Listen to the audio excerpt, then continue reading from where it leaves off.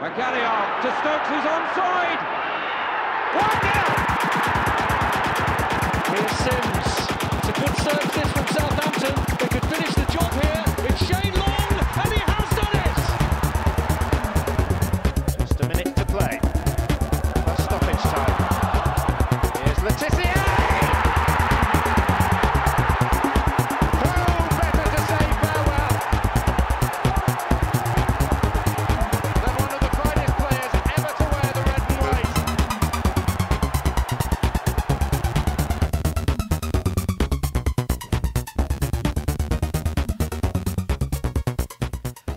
Hello and welcome to episode, I think, 43 of the Saints FC podcast, and back from a week-long injury, a dead leg or some sort.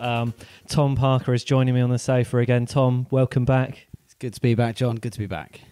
James White stepped in dutifully for you last week. I think he did a pretty good job. Are you feeling threatened, Tom?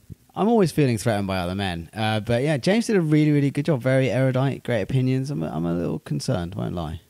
Yeah, that's why we got him in. Basically, it was his performance during our, shall we say, our tired and emotional episode in the pub at Swansea, and he was the only one who spoke with any sort of clarity after the final whistle, which was quite impressive considering the celebratory drinks that had happened by that point. Yeah, I kind of feel like Fraser Forster and he's McCarthy. He's like the younger, slightly better version of me. But I'm just going to keep on plugging on. It's fine.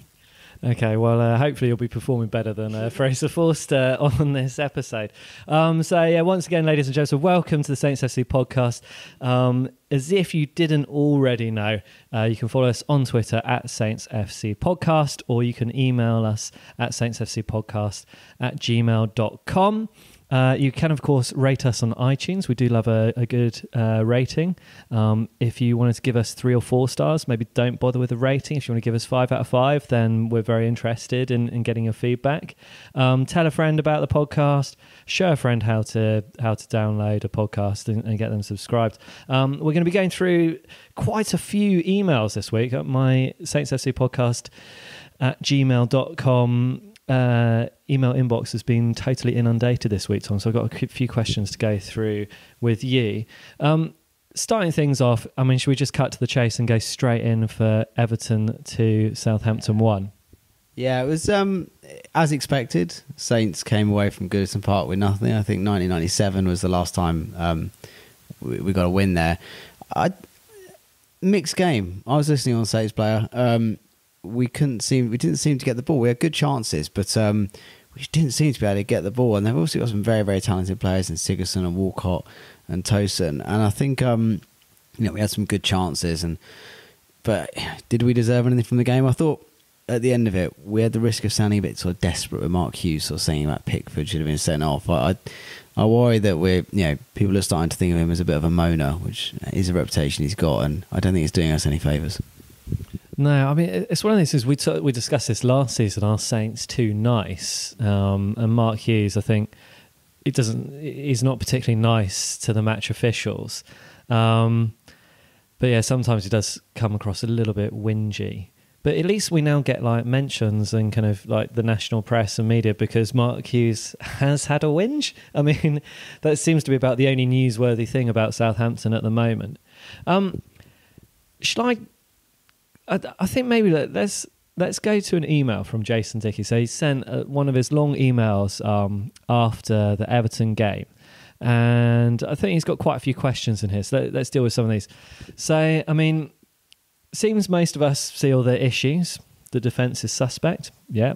The offence or attack doesn't look neat, although it is looking a bit better. And he's suggesting maybe bringing Gabbiadini for Austin. Once Vestergaard is back, he thinks that's going to improve things. Maybe give him a run with Yoshida. And he also brings up a question mark about Mario Lemina. And wonders, if we might see Pierre-Emile Højbjerg, who is so loved by the fans, coming in. They're all kind of fair points. Do you want to pick up on any of those, Tom? Yeah, I think how bad our centre-backs at defending crosses are is something of incredible beauty almost. They are so panic when the ball comes into the box, and Everton clearly knew that. And again, we spoke about this earlier, John. The goal, the header from Richarlison. You see our two centre backs sort of turning around to look at each other whilst 5'5" Cedric is getting clattered and is a sort of 45-degree angle whilst another forward looms over him and scores past us. It's exactly like the Glenn Murray goal last season. It's exactly like the Huddersfield goal at St Mary's last season. And you just don't understand how it can happen. And I understand that in modern centre-back terms, Stevens isn't that big. He was 6 foot. Hoyt's a giant. And I don't understand just why they are so inept at defending crosses. I mean, funnily enough, I read a statistic about the Saints squad not too long before the game. And apparently we now have something like the tallest or the second tallest squad in the division. And obviously Fraser Forster is an absolute giant, so he obviously brings up the average, and he's not in the team. And Vestergaard, again, he's like, I think 1.99 m, so just shy of 2 meters. Tallest outfield player, I think, in the Premier League. Yeah, and then the amazing thing is like, despite all of that height, Stevens is not short, Hoots is like pretty big, and yet we somehow still managed to find a role for Cedric marking the big man at the back stick. It just seems insane. I mean, we've talked about this time and time again. Hopefully we can stop talking about it this season at some point. Mark Hughes, if you're listening, please sort that out.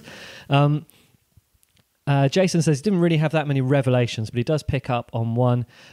He thinks that the team is still having mental issues, especially in terms of finishing and the defence. And he says it might take all season to get over that, but hopefully it won't take that long. He also doesn't think it's fair to blame the board or Mark Hughes for those mental issues, which I think we can definitely argue that. But he does have a revelation about James Ward-Prowse. He says, maybe I'm crazy, but I thought he had a great game. Smart passer, great delivery, may not be flashy, but then neither is Pierre-Emile Højbjerg, and the fans love him.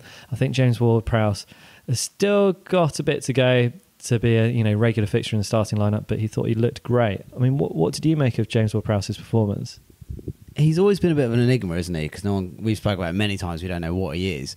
What he clearly does, though, is he creates chances. If you look at the chances we had on Saturday and the goal we scored, they invariably come from a cross from James Ward-Prowse. So I do wonder, in a team that Romeu gives you nothing going forward, Lamina is in fits and spurts and almost tries to beat players, which is probably the hardest thing to do on the pitch, because no one can move faster than the ball, and Ward-Prowse can ping that ball around better than anyone else on the pitch. And I do think with Ward-Prowse, he drives us mad as Saints fans. But what you can't argue is that whenever there's a corner, whenever there's an offensive free kick, at least it looks like he can do something with it. And to be fair to James Ward-Prowse, it was from one of his corners that Saints got the goal. So he whipped the ball in, Lamina did the flick on, and Danny Ings got that goal. I mean, that was a positive to see that happen.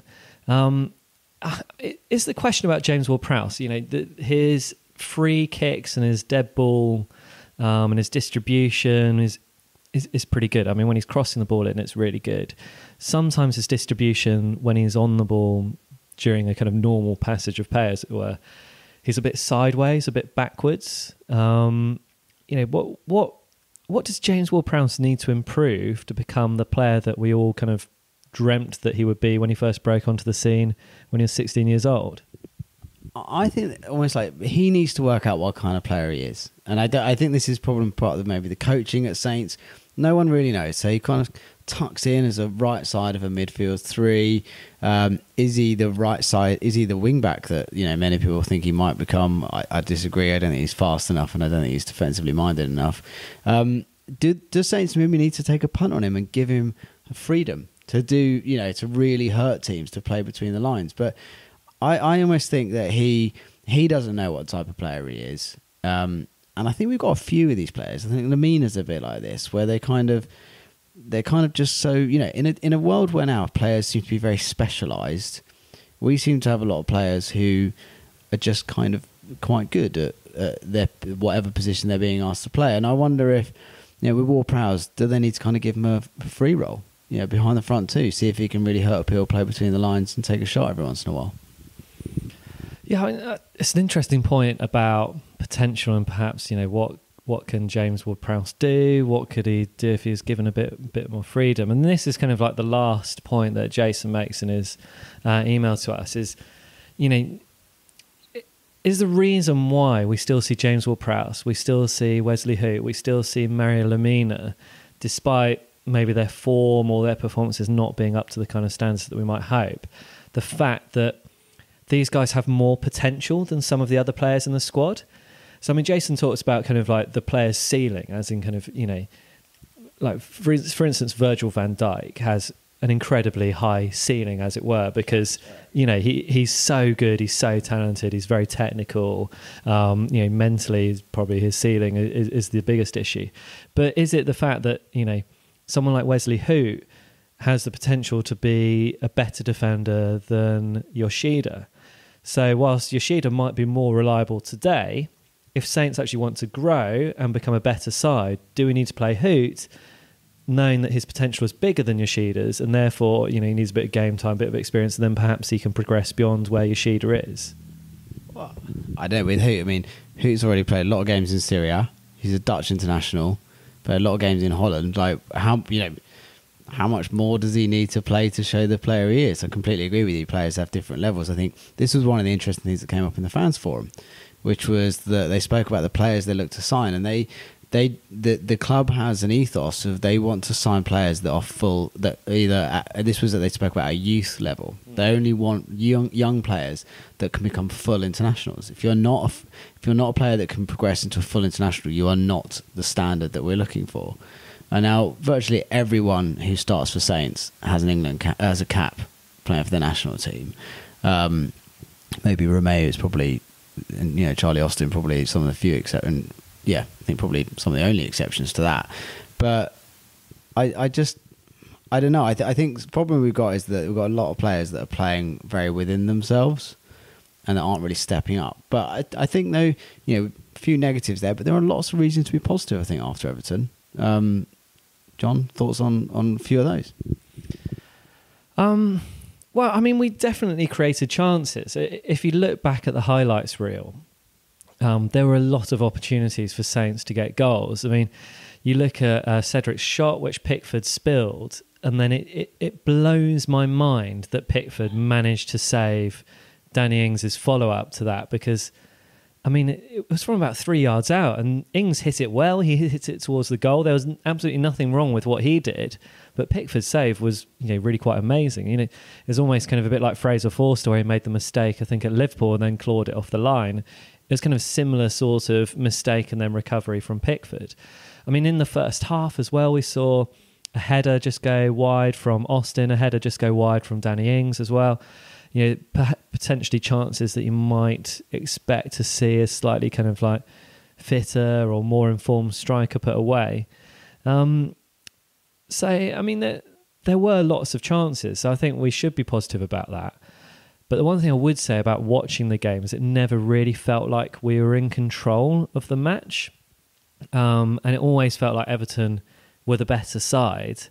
And then if you look at the Walcott miss towards the end of the game, they really, really should have had 3 goals. And it's a strange one because we definitely had chances and we definitely should have scored more goals.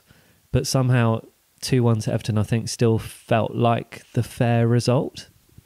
Yeah, you do get the impression that if we'd have snuck a 2-2, we'd have been super happy with it and Everton would have been pretty peeved about it. I think, I agree with you. When I was listening to it, the changes in play seem to be, Saints would get a throw in and, there'd be no mention of who was taking it on Saints player, but Everton would suddenly have possession. Like, we didn't seem to be able to, I mean, maybe if anyone was there could email in and tell us what it was really like, but just didn't seem Saints could get the ball. And Everton have got some really, really good players. They've really stepped up. They've bought, we take a punt on players that are £18 million in the hope that, which is crazy, in the hope that they're going to prove great. Everton, they go and buy Sigurdsson. They spend £45 million on a player is going to hurt teams. Walcott, will hurt if he stays fit. Will hurt teams, and we found that out on Saturday. Yeah, and it was Walcott, really, I suppose, who was kind of the star of the show for Everton, wasn't it? He was involved in the first goal, which was a really nicely worked set piece. One of those ones which you work out on the training ground and then you try it out, and it very, very rarely pays off. But I think he was standing behind our two-man wall and just escaped, and then was able to kind of tuck it in. And then he was also the goal scorer turned creator for the second goal with the cross, which we already spoke about, where Richarlison out-muscled our big man at the back, Cedric. Some of the things that I found interesting about the game was, starting with the 4-4-2 formation. Was that just because Vestergaard was injured and he didn't feel that Bednarek or Yoshida were ready to come in and play a full 90 minutes after the World Cup? I think that 4-4-2 certainly looks... If you look at the two games we've played this season, over 90 minutes, 130 of those minutes we've played 4-4-2. 130 of the 180 minutes, and we've definitely looked better. There's no doubt about that. Against Burnley, we were much more threatening, and against Everton, we created a lot more chances than we probably would have done last season under the sort of 5-3-2. I do think we have a problem though, which is, we've got players that we kind of seem to carry, and Romeo, we love. He gives 100%. He clearly wears his heart on his sleeve, but you do worry about the game. It's incredible, the quality of footballers now. Like they're so good at what they do that even like you're what Cantona would call like a water carrier. They have to be so technically good and so able to not only be a water carrier, but also when they need to, that moment, snap and turn the game. And I do worry, and I think we'll come on to Pierre-Emile Højbjerg about whether we're kind of like we're carrying Romeo a little bit right now, and you can almost see like he gets in good positions. The ball drops to him a lot outside the area. Whenever it does, it's inevitably sort of shanked wide or blasted over. And I wonder if like we need to be brave and we need to sort of say, right, we've got a player in Pierre-Emile Højbjerg who can do the aggressive tackling, but he can also recycle that ball faster. And I wonder if we need to do that for Saturday. I think it wouldn't surprise me if Romeo was dropped. He seems to have been on a bit of a downward turn. Was it the Puel season when he got Player of the Season? It seems astonishing that he can go from that level of performance to where he is today. Because you're right, in terms of the destroyer role, which is I suppose the space left over by Victor Wanyama, who we were kind of discussing earlier over dinner about how Victor Wanyama actually isn't a particularly good football player in the traditional sense. His distribution's pretty terrible. Control is off. But he plays such an important role on the pitch, being that destroyer, that just the person who will break up the opposition attacks, people that he's just a nightmare for attacking midfielders. And Romeo isn't doing that at the moment. He's when he does his destroying, he's giving away fouls. I wonder if that's about quality of players that they're playing with. Now, like Wanyama has, he actually doesn't play for Spurs very often anymore. But when he plays, he wins the ball back. He gives it to one of Eriksen, Lamela, Ali, Kane. These are players that are really good, have really hurt the opposition.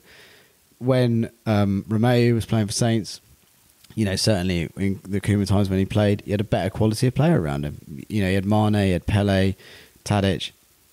And you do wonder whether, there is almost like an element of, he hasn't got, he's not being carried by those players anymore. So he's trying to do stuff himself that he really shouldn't be doing.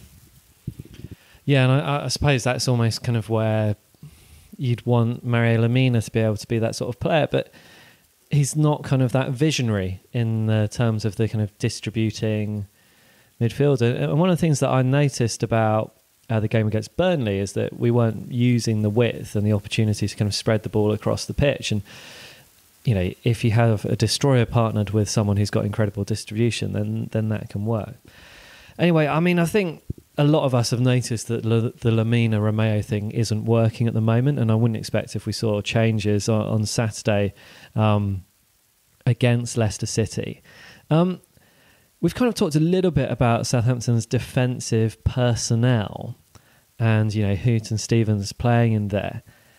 I'm still baffled as to why, we haven't seen Yoshida, and especially why we haven't seen Bednarek, who I thought was so great for Saints in our survival battle at the end of last season, and then was fantastic at the World Cup, and then Yoshida as well has been fantastic at the World Cup. Why are they missing from the first 11? I don't know. I mean, I think it'll be interesting to see. I think Saturday's game is going to tell us a lot. And we'll come to Saturday's game. I think Saints fans are going to learn a lot from Saturday's game in terms of how flexible Mark Hughes is, how wedded he is to the sort of starting 11 that's kind of dominated against Everton and Burnley. And I think you're right. I do wonder whether, I have a lot of love for Stevens, but he's not particularly good in the air, and we'll keep getting found out. Hoyt, can ping those 60-yard balls around. But really, what we need defenders who can defend. Fundamentally, we must be you can imagine now. Leicester are training. They're looking at the games this weekend. They're watching the tapes. I actually don't know who they've got instead of Vardy. I think they've got rid of Slimani. I don't know if he's still there, but you can imagine they will be saying now, every opportunity you get it to the fullbacks, get it down the wing, and hit them with a cross. Because they must know that's where we're vulnerable. And, obviously we hope Vestergaard is back. And I think Vestergaard, it sounds silly to call it on one game, seems to, like Van Dijk did, almost lift Saints. But you do wonder, what's Bednarek got to do to get a game? And what would be interesting is, I certainly think if you don't get a win on Saturday, on Tuesday we play Brighton, I think you're going to see a lot of these players come in and they're not going to want to lose the shirt. No, I mean that's kind of very true. It would just be nice that I suppose it would have been harsh to drop Hoot or Stevens after the 0-0 with Burnley because they've kept a clean sheet. Perhaps now Hughes was just saying, look, but I mean maybe the policy with Hughes is you keep the shirt until you play badly, and then we might give someone else an opportunity, and then that the players kind of understand the pressure on them. They understand there's people waiting in the wings who are looking to take that opportunity, and then we'll be desperate not to lose the shirt as well. I suppose I've got one last question really for you, Tom, and I'm just kind of wondering, when you looked at the Saints starting 11 against Everton, and it's practically the kind of same sort of starting 11 as we would have had last season, and last season we ended up in an awful lot of trouble. Are we able to move forward if we use the same players, or shouldn't we be, really trying to get the new signings in, or really change something? I think of the new signings, if you look, Vestergaard would have played, Ings played, Elianusi was injured, Armstrong wasn't probably 100% fit, I've come off injured, and Gunn's a goalkeeper. I think that's everyone. So I don't worry about the. I'm not supremely pessimistic right now. I think that the one thing that gives me a lot of succor is that we are creating chances. We are creating a lot of chances. I think we are a couple of players. What we've got is, I think we've got a few players that have self-doubt. I think Charlie Austin's not playing to his full capacity. Redmond, who I think we'll come to, is actually playing really well, but needs a goal. And I almost think like Charlie Austin needs a ball to hit him and go in. Redmond's the same. Redmond needs to tap in. And I do think that. I think we're creating chances. I think we're a couple of players finding themselves away from, winning a few games. Well, I mean, hopefully that can all start with Leicester at the weekend. So I think, let's move on from the loss at Everton. I think it's not a surprise that we came back with no points at Everton. Perhaps we created more chances than we normally do there. And I think we shouldn't be too down on Saints. It's very, very early on in the season. You can almost consider Mark Hughes as being a new manager at this point, because he came in at the end of last season. He had a job to do, which was keep us up. And now it's a very different project. It's kind of find mid-table to top half of the table obscurity. That's the role now, and he's got to find out how to do that. I suppose the other talking point for Saints from last week was the Saints Fans Forum. Now, I took the decision to skip on the Fans Forum and head for the pub with some colleagues Tom, you work in public relations for a big business which has a lot of media attention. Not unlike Southampton, although I think the turnover of the business that you work for is marginally higher than Southampton's. I mean, from the PR perspective and from your professional take mixed with your fans' point of view, what did you make of it all? And did you learn anything new about Southampton? I think the club did a really good job. They managed it well. I'm not sure having Danny Ings on the panel really added something. I think I maybe would have swapped him for a more senior player, someone like a Stephen Davis who can talk, for many years of experience being with the club. I think like putting Danny Ings on the panel was a bit of a like a softball thing to do to kind of get fans on side and make the fans not be as angry. I thought overall the club handled it really well. I think there was a lot of frankness. I think there was a lot of honesty on both sides. I think that from my listening of it, Kruger would have come out of it with a slightly enhanced reputation. He came across as a very pragmatic, sensible man. And I think him and Reid made a real effort to kind of break through this sort of glass castle that people think that, like, the fairy tale of football almost, and people thinking like, well, if you sell a player for £40 million, you've got £40 million to spend on a player. And they made a real effort to kind of always be very grounded and always very realistic. But they were very good. I think there was a point where they were getting a lot of stick. Like what's happened to the 5-year plan? They had their numbers. I think they said at one point, like, over the last 5 years, our average finish is like 9.2. In the Premier League, which good. They had numbers. It was hard to argue against. So overall, I thought it was good. I thought Mark Hughes came across brilliantly, and I think one of the key takeouts, and we've discussed him a few times already, was the Nathan Redmond bit. And I can't remember whether Nathan Redmond was named explicitly. I think he was, but Mark Hughes made a really good point, which is that Saints fans, and I totally agree with this, we need to get behind the team. Like, we can't boo players when they try things. We're all guilty of the frustration and the moans. But with Redmond in particular, like, Redmond has come out of the blocks. Like, everything you hear about Redmond this season, the way the club have done it, he spent the summer training. He spent the summer getting fitter, mentally stronger. Other players were on holiday. He has started something like 8 of the last 9 games under Mark Hughes. He's looked dangerous in the 2 games this season. And I think, like, that was one of the main takeouts I took from it, was that we've got some really talented players, but we Saints fans really need to get behind them. I suppose that, that's one of the frustrations, is that probably Saints fans feel frustrated by the last 2 seasons, and there is a lot of anger. And I don't think people necessarily blame Pellegrino for the situation at the club. I think a lot of people feel like Pellegrino was put into a position that he should never have, he wasn't ready for it, is the theory. And it's interesting, you mentioned that you thought Kruger and Reid came out from it well. I've heard that people thought Reid kind of defended himself quite well, but I've also heard opinions that Kruger kind of like melted under the spotlight and being faced with, slightly rabid looking Southampton fans. Real people, the kind of people that he's probably been protected from, in his corporate lifestyle. He hasn't had to look at us human trolls that end up, in the Northam and the Kingsland and the Itch and the Chapel every week. He's normally nicely kind of safely tucked away in his corporate seats. But could you? Was there a chink in the armour for Kruger? But one of the other things was, what's happened to the Southampton way? Did we get an answer to that? I think that was quite a lot of pressure on that. And like, what's our 5-year plan? What's the Southampton way?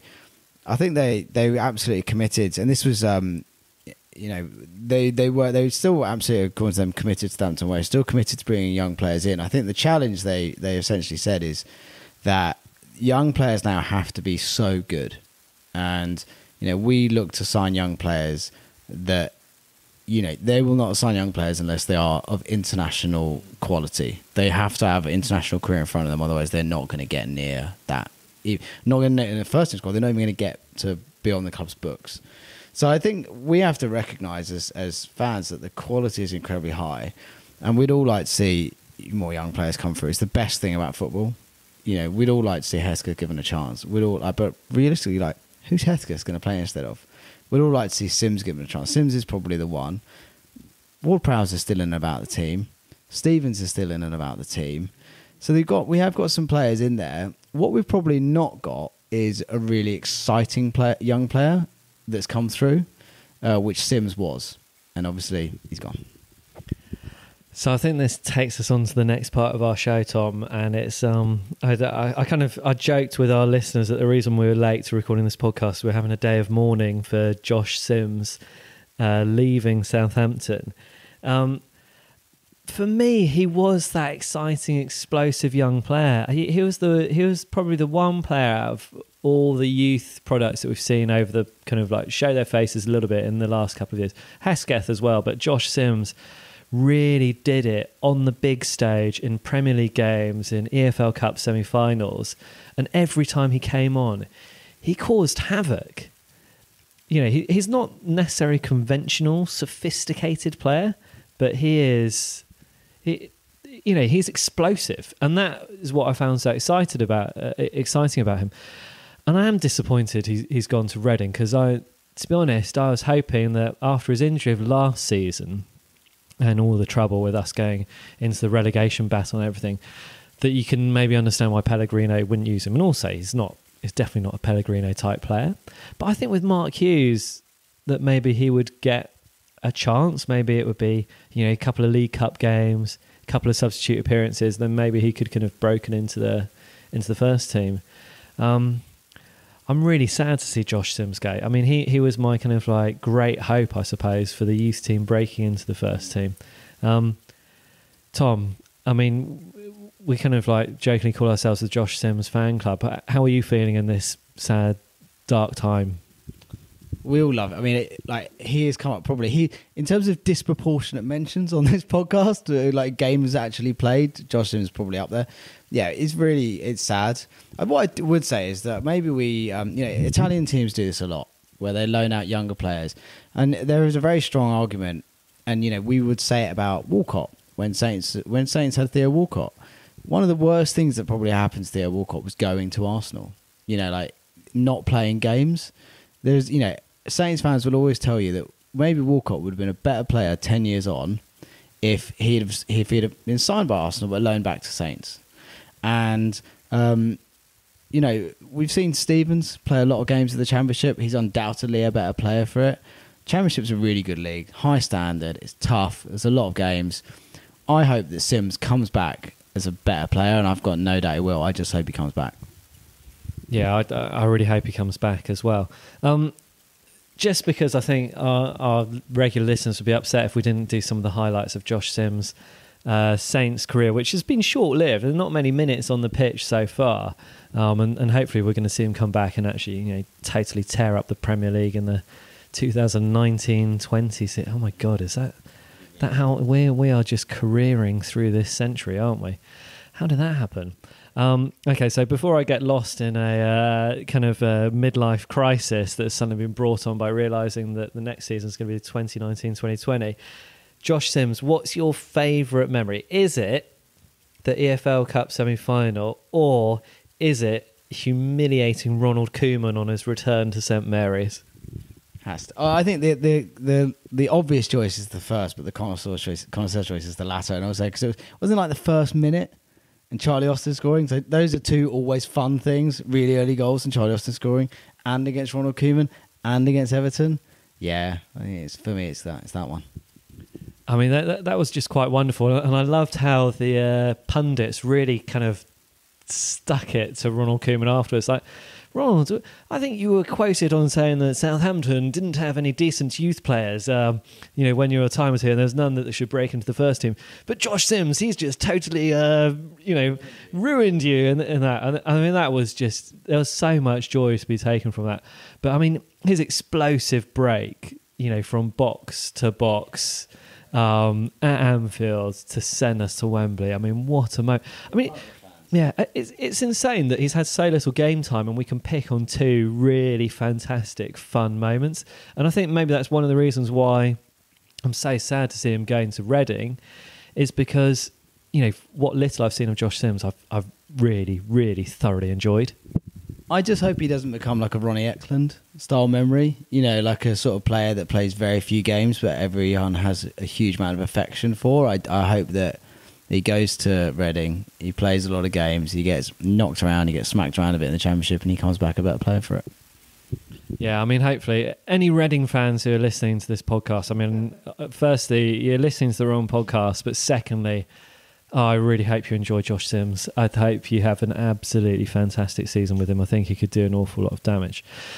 And really, this brings me on to my next question, Tom. What is the future for Southampton's academy? If we're not a club that is willing to give young players a chance, you know, if it's all so tense, all so much about kind of securing Premier League TV money revenue, that we're not going to give our youth players a chance, do we just cut loose with the academy and just forget about it?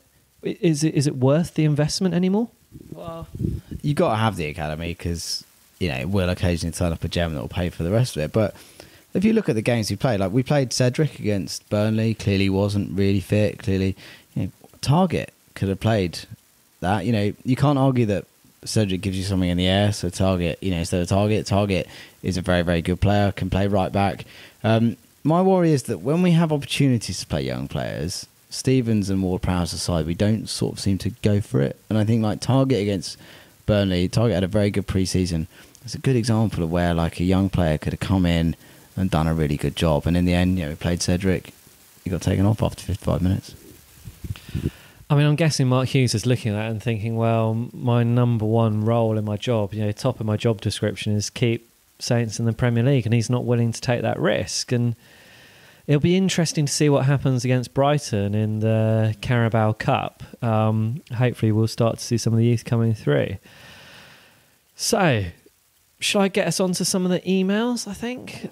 So Ryan Borowski, he emails in to say, when do you think we're going to see Højbjerg? Saturday. That's a very quick one. Jason Dickey has emailed in. I think we've covered a lot of your questions, Jason, so hopefully you don't mind if we skip over this one. Neil Weston.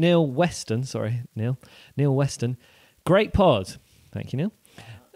Enjoy listening here in Memphis, Tennessee.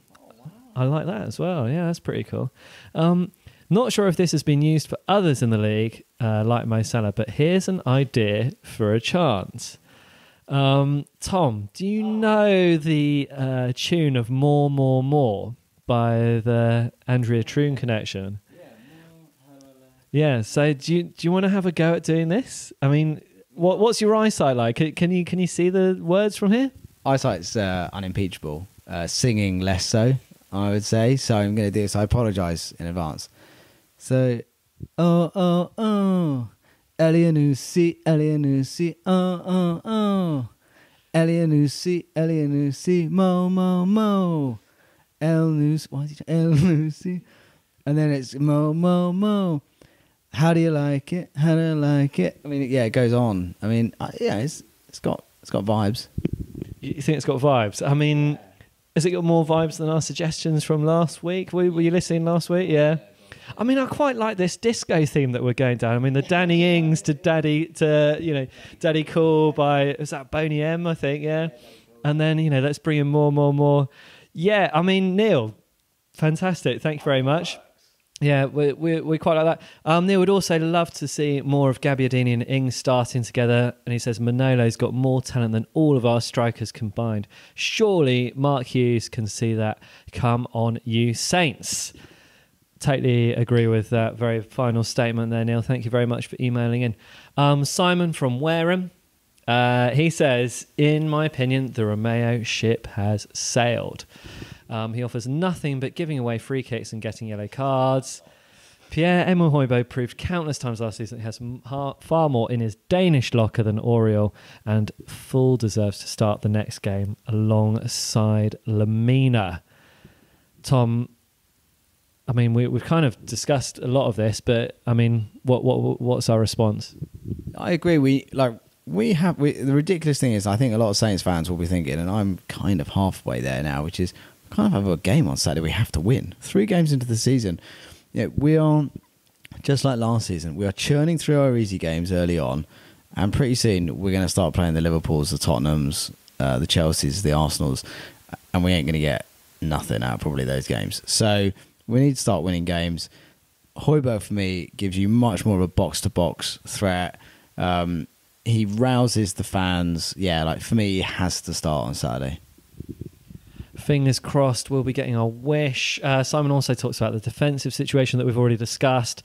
And he also says that Charlie Austin has to be a substitute as he simply isn't mobile enough. Ings appears to offer far more physically and technically and would pair up brilliantly with Gabby. There's a lot of people who are looking for the Gabby-Ings combo. If we make these changes, we'll be more than fine, especially with Redmond seemingly giving 110% to improve, and Ings inevitable 12-goal season, brackets, injury pending. We surely have to win games at home and get St Mary's rocking again. I mean, picking up on that, so Redmond's getting some more love here as well, doing some good work over the summer. Charlie Austin coming in with some more criticism. Whereas Redmond has been out on this, training, summer camp, whatever you call it, and come back looking fitter and sharper than you've ever seen Redmond looking. Charlie Austin looks like he's spent the entire summer in a pub beer garden, doesn't he? Yeah, it's probably a reason for that. I don't know. I mean, the club must know how fit they are because they do all these tests and they do all this body fat and they do all this lung capacity and they do all this. So they must know he's fit. I don't know whether Charlie just has this physique where he just doesn't look like a footballer, certainly like a modern footballer. He's almost a bit like, I was watching Matt Letizier's 100 goals in the Premier League last night on Sky. He looks a bit like a lot of the players we had then, like Gordon Watson and Shipley. They looked a bit different to how they do now. But yeah, I almost think like what Charlie Austin should do next time he scores a goal, which hopefully is very soon, he should take his top off, and hopefully everyone can see that he's ripped. Because show us the money, Charlie, is what I'm trying to say here, because a lot of fans doubt it. I'll tell you what you'll see. If Charlie Austin takes his top off, you're going to see a beer gut that looks probably quite similar to mine or yours, Tom. Oh, my word. Charlie, if you're listening, come on, mate, sort it out. You know where the goal is. Just get yourself into the physical shape that you can be, banging them in again many, many times over the season. So, another email to pick up on. I told you, I had quite a few. Rob Sykes emails in, long-time listener, first-time writer. I wanted to share my thoughts on a couple of things. During our rise from League One and the first years back in the Premier League, it felt as if most of our players were performing at their peak or even exceeding expectations. Now, when you look at the squad, you think that's pretty strong, but they haven't really performed for the past 2 years. If you list out all of the players who are not fulfilling their potential, it's pretty lengthy. And Rob chooses Fraser Forster, Wesley Hoot, Mario Lemina, Nathan Redmond, Manolo Gabbiadini, Buffal, and he puts an etc. on the end as well. And he asks us, what do you put this down to? Lack of leadership on or off the field? And he also wonders if the club has lost its vision. What's our identity? And whilst we have super talented players, none are the types of personalities that define the identity of the team. And the way that characters such as Fonte, Lallana or Ricky once did. And in addition to that question, he also says, do you think it's fair to say that the scouting policy, in brackets black box, needs to place a higher value on personality rather than the physical attributes and stats? I think it's a really good point. I mean, it's one we spoke about many times last season, is leadership and players that can galvanise other players to do great things. And I think, you mentioned Fonte there, certainly not flavour them up amongst Saints fans, but when the dust settles and in the cold light of day, Fonte was a leader. He grabbed that team. Ricky was a leader. Lallana, all right, acted like a bit of a dick at the end, by all accounts. But, you got the feeling they were playing for the shirt and they were playing for the badge. How many of the current team can you really say that about? I don't know. I think probably only a handful. I do think that we've had a lack of leadership since Van Dijk. I really believe that, and I think we've lacked a kind of player for other players to look up to. And I think that how many times do we see Saints lose the plot? It seems to be a lack of someone on the pitch to be able to calm everyone down. And maybe this is why, what we have seen, Mark, is a lot more British players. The majority of the team seems to be British now, and I wonder if there is something in that, in where he wants people that maybe he feels will be more invested. someone like Danny Ings was invested a lot in the club emotionally. Maybe he wants that in his players. Yeah, and it's interesting actually, because I think if you look at the types of players that we've brought in over the summer, I would say Vestergaard, you have a potential future captain. I mean, the game against Burnley, he already looked like a leader. He was the commander of that defence. His personality shone as much as his enormous frame and his clear ability. Stuart Armstrong as well. He's kind of like the understated leader, the kind of Stephen Davis, nice, tidy, does his job well, and can kind of lead on the pitch, lead by example, exactly. So, someone for younger players to look up to. And Danny Ings, you're right, he's invested in the club. It would be an emotional thing for him to be a leader. And perhaps, maybe we've looked at the likes of the Buffal and then Danny Osvaldo, and you can look at Carrillo, some of these players which definitely didn't have that sort of leadership quality, and perhaps that is something that we are starting to look for. Another thing that Rob Sykes adds, he says, on a side note, whilst I love the podcast, and nice, nice little compliment, that intro music is a pain and far too long. Please change it. And then he gives a winky face, right? So I then turn to the king of couches, who's can be found lurking on Saints FC Reddit. And he says, my favourite podcast intro. Every time this gives me chills. So, I mean, what is it, Saints FC podcast fans? Email us, saintsfcpodcast@gmail.com. Tweet us at saintsfcpodcast. The intro music. Do you love it? Do you hate it? Are you totally indifferent? Tom, you look like you're ready to give an opinion on this. But can I say something about the intro music? Isn't it, John, that's your music. You wrote that. I mean, I don't want to bias everyone, but that's John's handicraft. That's his child. That's one of his, that's what he does. Come on, guys. I mean, we are looking at my 2008 failed side hustle, I think, whereas, exactly, where the podcast is now my 2018 side hustle, once upon a time it was, electro. Anyway, so, yeah, I mean, maybe don't go too heavy on me, but, yeah, I mean, the advantage of having my own music in there is that there's no royalty issues. We don't have any problems with hosting it on Spotify. So I think we did have Errol Alcon before, and I do like Errol Alcon. He's big. I mean, for people like me and Tom, who's kind of like peaked in 2008 in the electro dance music scene. In fact, that's how we know each other, basically through DJing and back in those days. Errol Alcon is, he's one of the guys that made it, but unfortunately his label wouldn't let us have the original intro music, so we had to go with that. So yeah, I mean, there we go, Rob. There's a little bit of a long-winded explanation for why that is. Some people seem to like it. Obviously, some people hate it, and perhaps we should just move on from chatting about music and talk about Southampton versus Leicester this weekend. Tom, what are your thoughts on the game? As I say, it seems crazy, but it does look like a game we have to win. I hope that Hughes is brave. I think it's quite clear we do need some changes. I think all this talk about Gabbiadini and Ings seems totally sensible. Gabbiadini plays off the shoulder, can make clever runs, picks up scraps. Ings seems to drop deep, cause a bit of chaos. I would love to see Gabbiadini come in for Charlie Austin. I think Charlie Austin can still do a job late in the game, bullying people, bringing other players into the game. I'd love to see Højbjerg come in for Romeo. I think we need to be a bit more dynamic, a bit more positive at home. And then I guess the question is, what's the formation? I mean, do we change centre backs? Is Vestergaard going to come back? There's a lot of questions on Saturday, and I think it will tell us a lot about the rest of the season. I mean, it is going to be fascinating. It's almost like you're looking forward to 2 p.m. when the lineup is announced. More than 3 p.m. because there's still a lot of question marks. We haven't found our best 11 yet, and we are going through a process, and there's a lot of positives, I think, that we can take out of the first 2 games of the season, certainly going forward.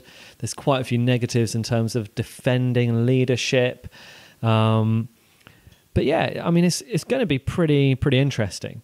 I mean, I was saying to you earlier this evening, before we started recording, Saints really owe Leicester a drubbing, don't we? I mean, last season, the low point really was Puel coming back and schooling Southampton in an incredibly embarrassing 4-1 home defeat. That's not the kind of performance you expect to see from Southampton against any opposition at St Mary's. I mean, even Man City would be upset with losing 4-1 at home. Yeah, and you certainly didn't expect it from a Leicester team who at the time looked bang average. I'd say the two most disappointing results last season were both at home. They were Leicester at home and Palace at home. I think Saints need to win. Is obvious. I think they need to send a message to the fans. I think if they can do that, then we go into a away game at Brighton and we go to Palace. So those, we get 3 wins on the bounce. The whole season looks different. But yeah, it's a big game. On Saturday. It sounds crazy to say it 3 games in, but it's a big game. Would you say it's must win?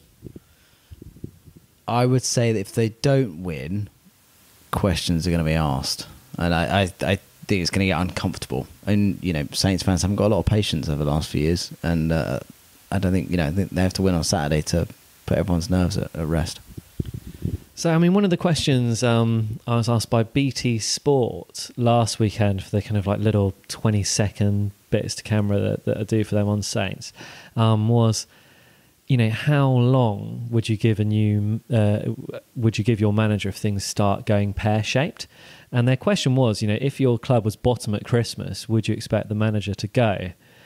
I mean, it would seem crazy to start talking about being bottom at Christmas, but I suppose, a run of bad results, we're kind of not, you'd hope maybe to beat Burnley at home, you'd hope maybe to get a point at Everton away, you'd probably expect to beat Leicester at home, but it's quite feasible that after 3 games where we might have expected to have, maybe a maximum of 7 points, probably 5 points, that we could end up with just the 1 after 3 games, and then the pressure's on immediately then, isn't it?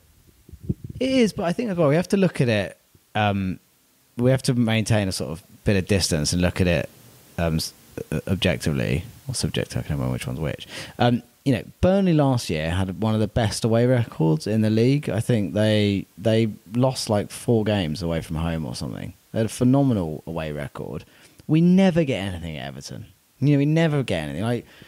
Like most Saints fans can't remember the last time. And Kevin Davis scored the last time we got anything at Everton. So I think that, if you just said to Saints fans, you're going to draw at home to Burnley, most would have gone, okay, Burnley are fitter, sharper, played 3 competitive games already.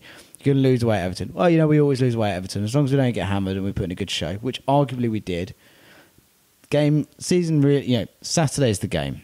Saturday's the one that's there for the taking. Against a depleted Leicester team. We hope well won. Let's go and win it. Good rousing tactical team talk, but I'm not quite finished yet with Saints Leicester. So Vardy's missing, but Iheanacho loves a goal against Saints. And I tell you what, the player that we missed out on in the summer transfer window, where apparently Leicester and Southampton both met Norwich's asking price, was for Maddison. He looks a decent player, doesn't he? We've missed out on a really, really strong player there, and someone who's gone from the Championship into the Premier League seamlessly.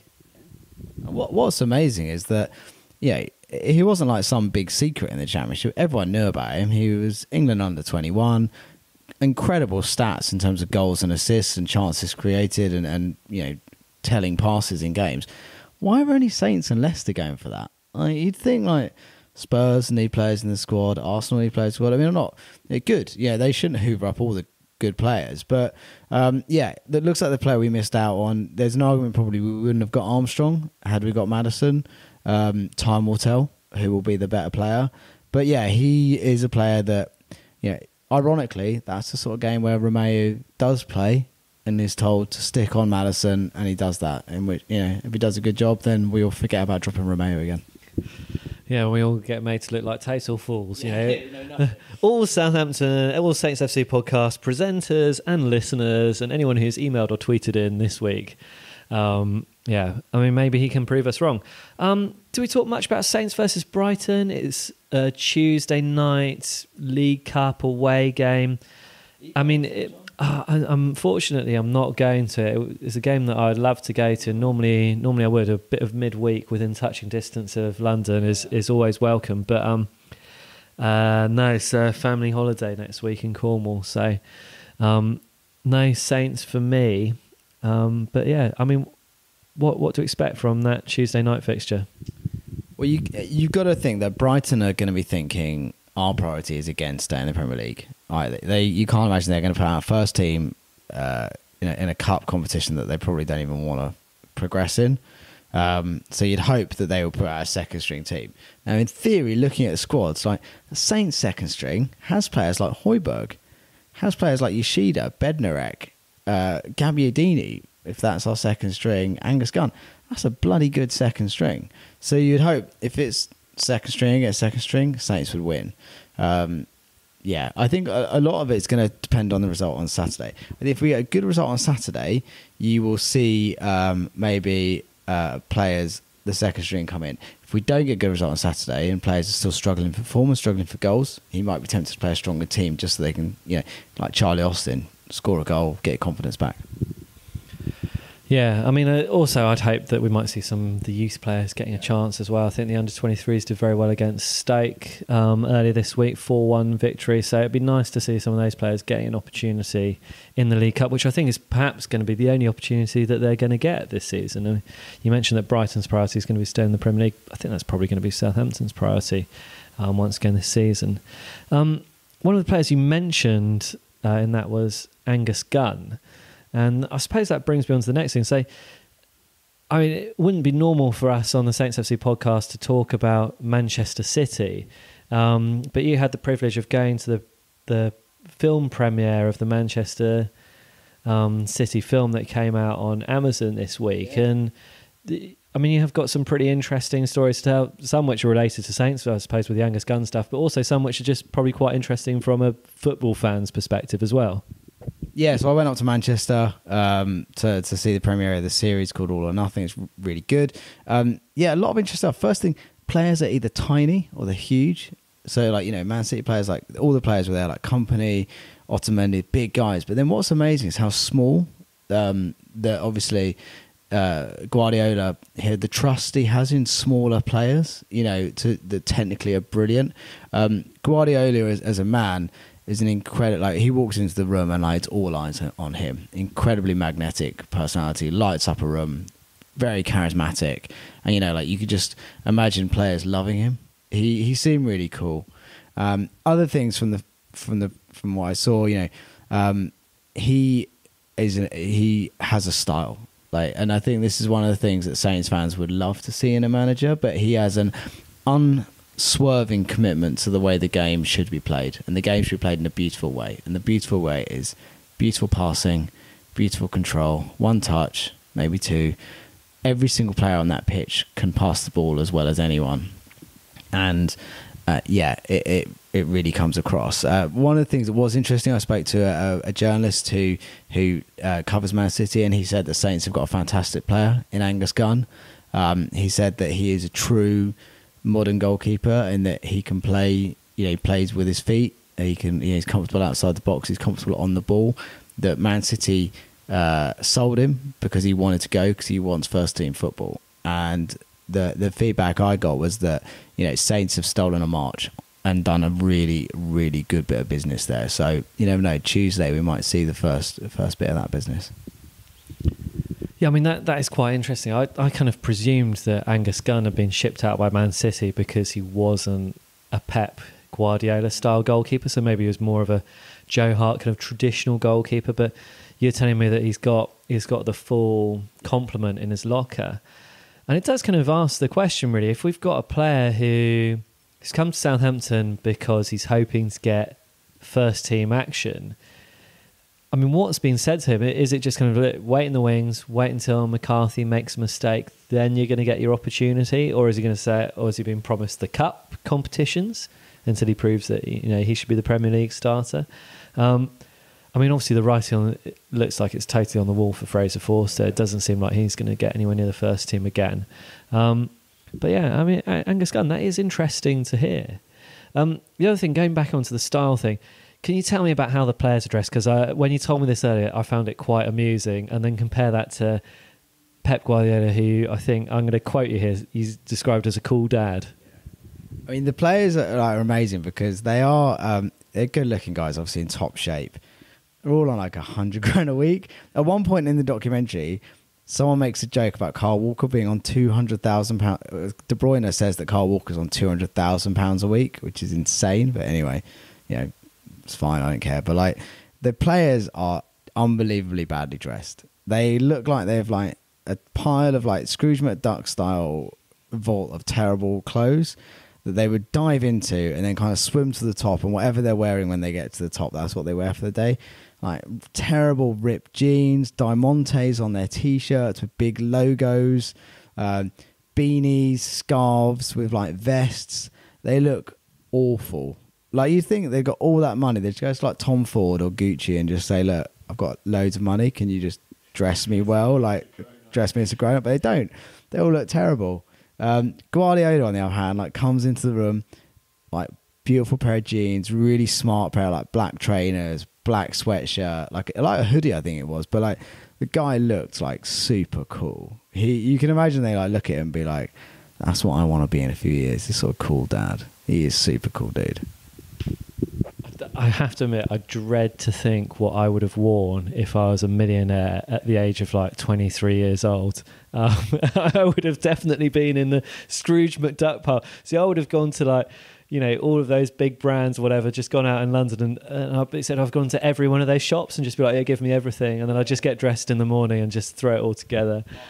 Yeah, I mean, who knows? Right, I mean, I think once we've moved on to fashion tips for our listeners, it's probably time to move on to the next subject, which again, I mean, we're going totally hipster here, but R. Kelly, or Russell, has tweeted in to ask us about Saints kind of partnership, which means that you could now spend your bitcoins at St Mary's, I think, or on tickets.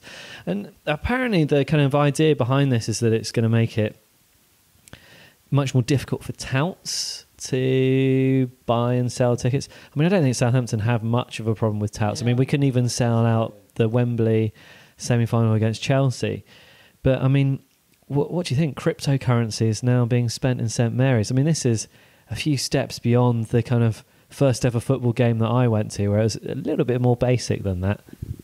Well, I remember like you used to go to the ground and there was a woman behind the turnstile and used to give you a ticket and she used to buzz you through, and obviously that's all gone. I work for a big tech company. I've never understood cryptocurrency. I can't even pretend to understand it.